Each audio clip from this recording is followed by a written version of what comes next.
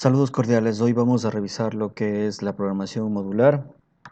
La experiencia ha demostrado que la mejor manera de desarrollar y mantener un programa grande es construirlo a partir de piezas pequeñas o módulos, los cuales son manejables, son más manejables, ¿no?, que el programa original si se lo manejara en un conjunto. Esta técnica se lo denomina divide y vencerás, ¿no?, que no solamente es aplicado en este aspecto, sino en muchos aspectos, ¿no? En muchas otras, en otros ámbitos, en áreas en el cual un trabajo que es muy grande, pues se lo puede ir dividiendo en varias partes para luego unir todo en su conjunto. Java en esta modularidad se logra mediante la creación de métodos, ¿sí? Ese es el concepto que se maneja dentro de Java.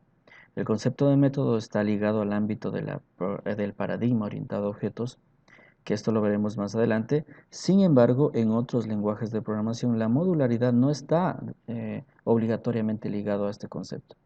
Por lo cual aquí en estos lenguajes se pueden crear módulos que dependiendo del resultado que devuelvan pueden ser de funciones o procedimientos. Aquí entonces observamos este pastel en el cual todo esto sería la solución.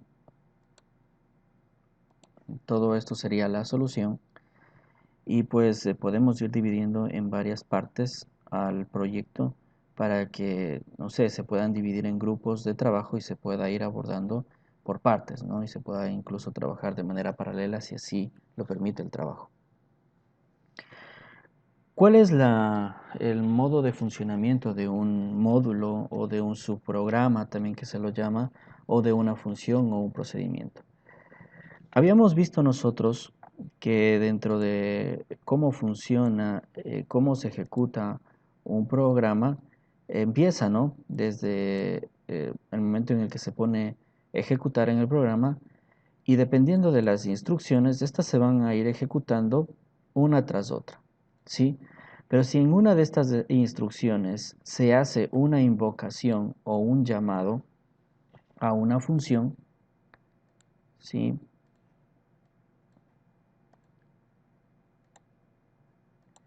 Si en una de estas instrucciones existe un llamado a una función, nos damos cuenta aquí que se ejecutará normalmente la sentencia 1, la sentencia 2, pero una vez que se invoque a la función, en este caso 1, empezará esta función, también tendrá su inicio y su fin. Entonces, en este sentido, aquí comenzará a ejecutarse la sentencia 1 de la función 1, la sentencia 2 de la función 1 y la sentencia 3 de la función 1. Termina la función y continúa con el resto de sentencias. Es decir, ¿cuál sería el orden que se ejecuta?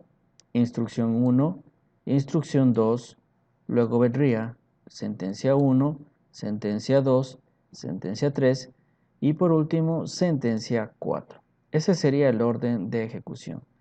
Por lo tanto, nosotros tenemos un ámbito que es de la función o del procedimiento o del subprograma o del módulo, como lo queramos llamar, y un ámbito de todo el eh, programa principal. Sí, por eso es que este es el principal, ¿no? El método o la función principal que llama a las demás funciones que podamos haber creado. El método entonces es la unidad mínima aglutinadora de un conjunto de instrucciones con entidad propia y susceptible de ser invocada en bloque.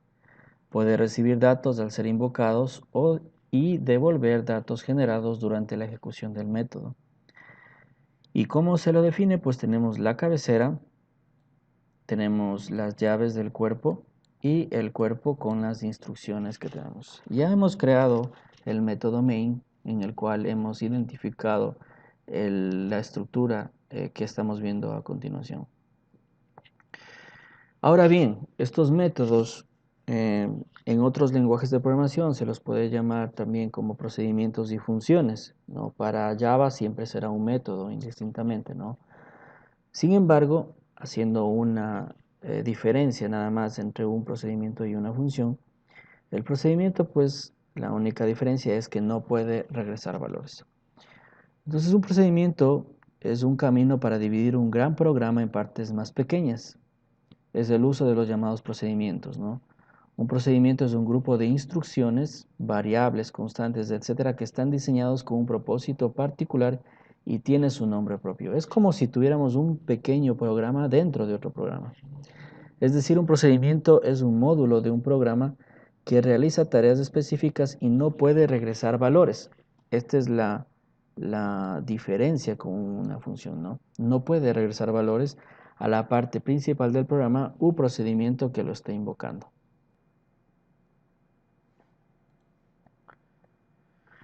Bien, la estructura de un procedimiento, como podemos observar, comienza con la palabra reservada void, que significa vacío, es decir, no devuelve nada. Y esta es la particularidad que tiene el procedimiento. Es decir, no existe, no existe no existe un retorno por parte del procedimiento que devuelva algo, ¿no? Que devuelva algo, en este caso el subprograma. No, no devuelve nada y por eso es que se utiliza la palabra void. Luego, en su estructura viene el nombre del procedimiento o el identificador. Viene entre paréntesis, como podemos observar aquí, el espacio para los parámetros o argumentos. ¿Sí? Aquí entonces existe un espacio para el tipo y el nombre del argumento, el tipo y nombre del argumento o del parámetro. Pueden existir varios parámetros o argumentos y solamente con la coma se podrá ir agregando más parámetros o también denominados argumentos. Luego tenemos las llaves y dentro de esta, que es el cuerpo, tenemos las instrucciones. Aquí están algunos ejemplos de funciones que podemos encontrar, como aquí está, hay un procedimiento que se llama suma. Sabemos que es un procedimiento porque está con el void. Tiene dos parámetros que es que va a recibir dos enteros, ¿sí? Y se le ha puesto el nombre de A y B, ¿sí? Y luego tiene las instrucciones que está dentro del cuerpo del procedimiento. Acá tenemos asimismo el de la resta, tenemos el de la división, ¿sí? También que se define de la misma manera con el void al inicio, ¿no? ¿Cuál es?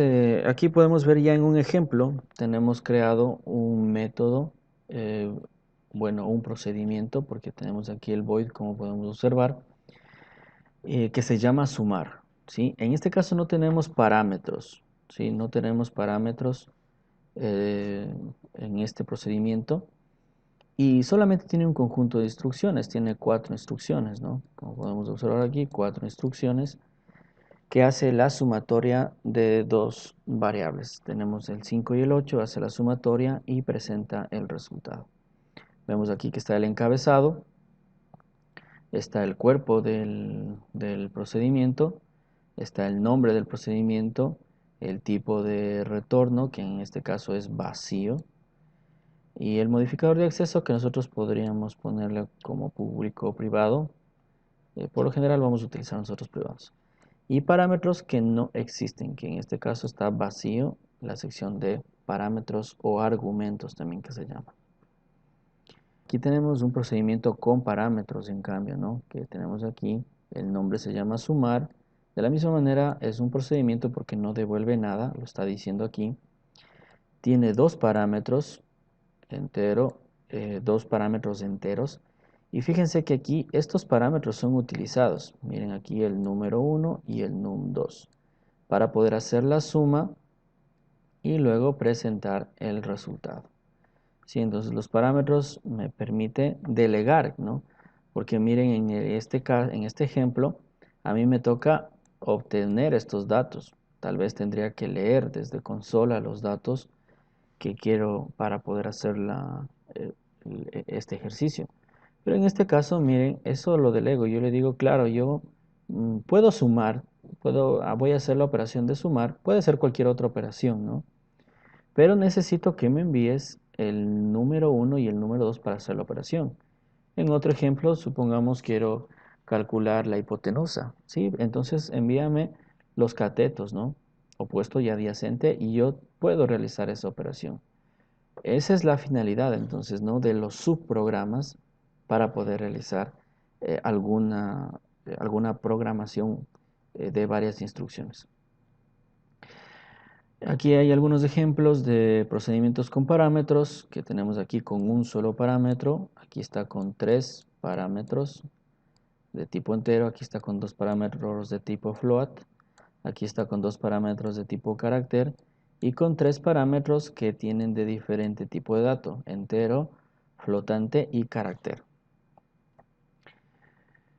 ¿Cómo invocamos o cómo ya utilizo un procedimiento? Pues nada, solamente llamo con el nombre que tenía el programa, en este caso el procedimiento que se llamaba sumar, y indicamos aquí pues que ese subprograma no necesitaba parámetros o argumentos, ¿no? Ahí lo estamos llamando. Pero en este caso, en el segundo, que yo estoy invocando al otro procedimiento, este sí pedía dos parámetros, ¿no? Como podemos ver en la parte de acá. Este sí, este, este procedimiento sí pide, ¿no? Dos parámetros, como podemos observar. Y pues, ¿cómo lo invoco a este procedimiento? Enviándole los dos parámetros que solicita. Muy bien. Pasando a la práctica, podemos ver aquí el ejercicio que nos dice diseñar un programa que calcule el área de un triángulo solicitando la base y la altura al usuario. El programa debe ser implementado con el uso de procedimientos. Muy bien, vamos a solucionar ese ejercicio. ¿Y cómo lo vamos a hacer? En primera instancia vamos a crear nuestro procedimiento que está en la parte de acá abajo. Vemos la estructura, está public static void, ¿sí? Tomando en cuenta que es un procedimiento. Y en este ejercicio lo estamos haciendo sin utilizar parámetros. Así que solo ponemos el nombre del procedimiento y le ponemos, abrimos y cerramos paréntesis, ¿no? Con lo cual aquí estamos especificando que no existe ningún argumento, ningún parámetro, ¿no? Muy bien, empezamos la lectura. Sí, ingresamos la base, leemos la base, ingresamos la altura y leemos la altura, hacemos el cálculo y por último mostramos el resultado. Para que se ejecute toda esta fracción de código, lo único que decimos es llamar por el nombre que tiene, que en este caso es calcular área triángulo, y todo esto se va a ejecutar en esta línea, ¿no?, que tenemos aquí. Sí, esa es la manera. En este ejemplo es un procedimiento sin parámetros, pero podríamos hacerlo también con parámetros. Tenemos aquí, en cambio, que este procedimiento, tenemos acá, que se llama calcular área triángulo, pero aquí especificamos que el procedimiento me está diciendo: sí, yo te calculo el área del triángulo, pero necesito que me envíes la base y la altura, ¿sí? Entonces con eso yo le ocupo, se realiza el cálculo, lo almaceno en una variable y esta variable la imprimo, ¿no? ¿Sí? Como podemos observar. Ahora, ¿cómo lo utilizo ya en el programa principal? Pues ahora ya no se va a encargar el procedimiento de leer las variables, ¿no? Sino que ahora yo leo las variables, tanto la base como la altura, y le envío ahora como parámetro para que calcule, ¿sí? Vamos a ejecutar esto en el NetBeans. Tenemos entonces aquí, como podemos observar, aquí vemos que estamos llamando a este procedimiento que se encuentra acá abajo, ¿sí?, que se llama calcular área triángulo. Y miren, en el programa principal solo tenemos una línea de código, ¿no?, que es invocar al procedimiento. Y luego pues todo esto se va a ejecutar. Esto lo ejecuto y vemos aquí que me va a pedir, ¿no? Miren, ya se está ejecutando esta línea, ya se ejecutó esta de acá, Se ejecutó ahora esta de acá y nos encontramos ahora en esta, esperando que ingresemos la base. Por ejemplo, la base digo es 4, me pide ahora la altura, que es, le voy a poner un 2, por ejemplo, y me calcula el resultado que sería 4, que está aquí imprimiendo. Eso sin parámetros, ¿no? Vamos a hacer de la misma manera el ejercicio con parámetros que tenemos aquí. ¿Sí? Los datos que necesito para poder enviarle al procedimiento para que realice el cálculo. ¿Sí? Entonces le vuelvo a ejecutar. Miren, ahora la lectura de datos se va a hacer en el programa principal. ¿Sí? Ahí me dice ingrese la base, pongo 4 por ejemplo, la altura 2 y me va a imprimir de la misma manera el resultado que sería 4. ¿Sí? Entonces, ¿cómo se ejecutó ahora? Y solicito la base, solicito la altura, llamo al procedimiento y le envío, en este caso era el 4 y el 2 que va a llegar acá, y este me hace el cálculo, ¿no? 4 por 2 dividido para 2 y me imprime el resultado. ¿Sí? Entonces tenemos ahí la ejecución con procedimientos. Vamos a continuar ahora con, aquí tenemos algunos ejercicios que lo realizaremos ya en clases, más detenidamente. Y si lo quieren adelantar, pues también lo pueden hacer, ¿no? Vamos ahora a las funciones, ¿sí? Las funciones son muy similares en apariencia a un procedimiento con parámetros, es decir, permite el ingreso de parámetros y en su interior se puede hacer cualquier proceso o cálculo. Sin embargo, la diferencia radica en que una función devuelve un valor. Eso es la única diferencia, ¿no? Sobre el mismo nombre de la función. Miren acá entonces la estructura de cómo está conformada una función es ahora el tipo de dato. Ya no puede ser void, porque void sabemos que es un procedimiento. Ahora necesariamente es requerido un tipo de dato, ¿no? Aquí está el nombre de la función, nuevamente están los parámetros o los argumentos que se pueda tener y las instrucciones. Aquí hay algunos ejemplos.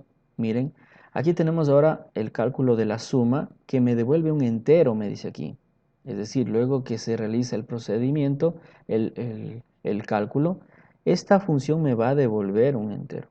Pero aquí tenemos la palabra reservada, reservada return, ¿sí? Que es el que me va a devolver este resultado, que debe ser de tipo entero en este caso, y en el caso de acá del ejemplo de división, este resultado debería ser un float. Vemos la estructura de una función. De la misma manera tenemos el public static, pero aquí ya no hay el void, ¿no? Aquí es un tipo de dato que es el que me va a devolver la función. Tenemos el nombre de la función y el espacio para los parámetros que en este ejemplo no tenemos parámetros. Aquí se hace el cálculo y me retorna, miren la palabra reservada, return, ¿sí? Que es esta palabra reservada para poder retornar. Y esta variable suma, si nos vemos, es esta variable que es de tipo entero y que tiene concordancia con este tipo que retorna. Debe ser el mismo.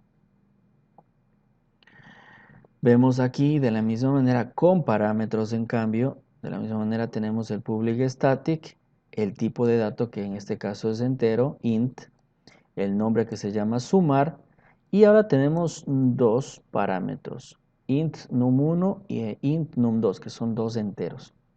Hacemos el cálculo, ¿sí? Y retornamos el resultado con el return.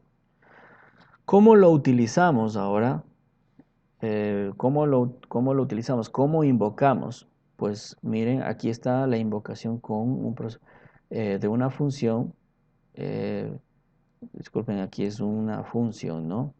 Es una función sin parámetros, y acá es una función con parámetros, ¿no?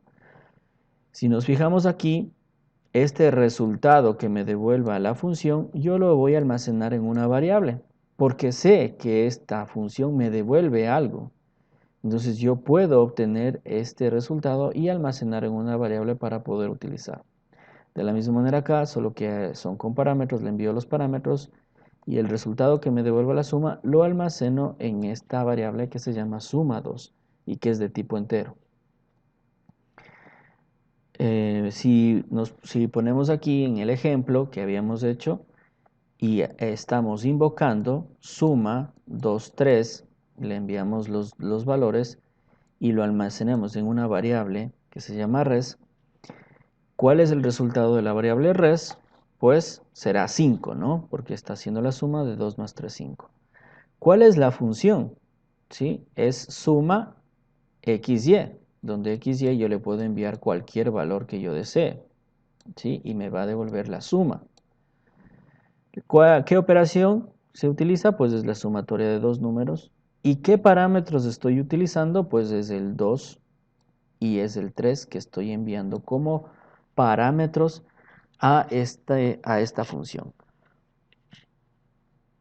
Haciendo la misma práctica en la cual nos dice diseñar un programa que calcule el área del triángulo solicitando la base y la altura al usuario, el programa debe ser implementado con el uso de funciones. Miren, vamos a hacer entonces este ejercicio en el cual ahora de la misma manera, si no utilizamos parámetros, necesitamos nosotros adquirir esos datos.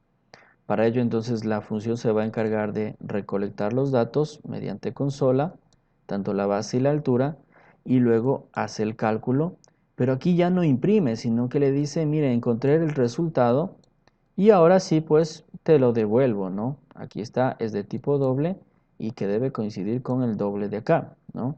El área es esta variable de tipo doble y como me dice que esta función me devuelve un valor doble, debe coincidir.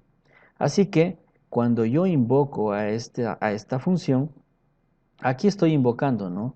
Aquí está la función, se va a ejecutar todo esto de acá en esta línea y me va a devolver un valor que lo voy a almacenar en la variable área. Luego, pues con esa variable yo puedo hacer lo que yo desee, que en este caso es imprimir el resultado, ¿sí? El mismo ejercicio, pero con parámetros, sería ahora que el programa principal se encarga de leer las variables de la base y la altura y llama ahora al cálculo, pero yo ya le envío estas dos variables, ¿no? Que tienen los datos obtenidos por el usuario. Ahora pasa a ejecutarse la función, realiza el cálculo y me retorna el valor del cálculo. Este valor retornado lo almaceno en esta variable y puedo luego realizar con esa variable lo que yo desee, que en este caso es mostrar el resultado por consola. ¿Sí? Ojo que aquí yo he definido el parámetro como B y como H, pero eso es indistinto. Yo puedo haberlo puesto, por ejemplo, con T aquí y con T acá. ¿Sí? Y es indistinto. Lo importante es el tipo de dato, ¿no? Que se maneje. Vamos a realizar este ejercicio, asimismo estos dos ejercicios en NetBeans, en el cual aquí pues tenemos nuestra función ahora, recordando que, ¿por qué es una función? Pues porque me devuelve un tipo de dato, ¿no? Me devuelve un resultado. Aquí está el return, que siempre debe estar, si es que me devuelve algo, y cuando yo lo invoco, pues almaceno este dato en algo para poder luego ocuparlo. Vamos a ejecutar en este ejemplo.